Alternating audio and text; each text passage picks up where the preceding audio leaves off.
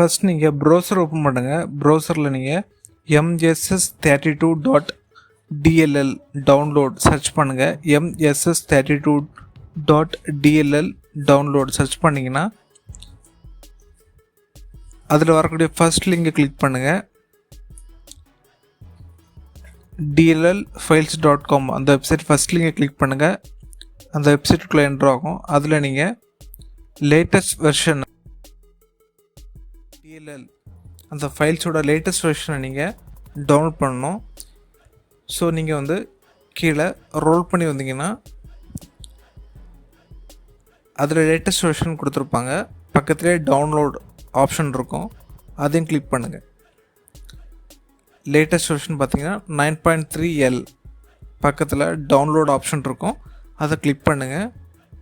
இந்த ஃபைல் வந்து டவுன்லோட் ஆகும். லெஃப்ட் சைடு கார்னரில் கீழே டவுன்லோட் ஆகும். டவுன்லோட் ஆகி முடிச்சப்புறம்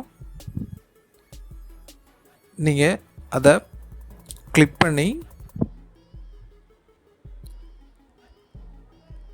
ஷோ இன் ஃபோல்டர், இது எங்கே டவுன்லோட் ஆகிருக்கோ அங்கே நீங்கள் என்ட்ரு ஆகுங்க.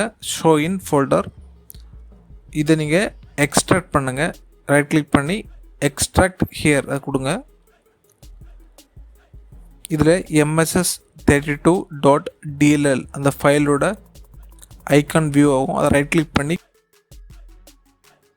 காப்பி பண்ணி அதை நீங்கள் திஸ் பிசிக்குள்ளே என்ட்ரு ஆகிட்டு சி டிரைவை கிளிக் பண்ணுங்கள். அதில் நீங்கள் ப்ரோக்ராம் ஃபைல்ஸில் என்ன கேம் நீங்கள் இன்ஸ்டால் பண்ணீங்களோ அந்த ஃபோல்டரை ஓப்பன் பண்ணுங்கள். நான் GTA Vice City அந்த ஃபோல்டரை கிளிக் பண்ணுறேன். அதுக்குள்ளாடி அதை காப்பி பண்ண அந்த ஃபைலை பேஸ்ட் பண்ணுறேன். இதே மாதிரி எந்த கேம் நீங்கள் ப்ளே பண்ணும்போது இந்த எரர் வருதோ ஸோ அந்த ஃபைலை டவுன்லோட் பண்ணிவிட்டு இதில் நீங்கள் பேஸ்ட் பண்ணிடுங்க. திரும்ப நீங்கள் அந்த கேமை ரன் பண்ணும்போது அந்த எரர் வந்து ஷோ ஆகாது. ஸோ இந்த வீடியோ உங்களுக்கு ரொம்ப யூஸ்ஃபுல்லாக நம்புகிறேன். நெக்ஸ்ட் வீடியோவில் நம்ம சந்திக்கலாம்.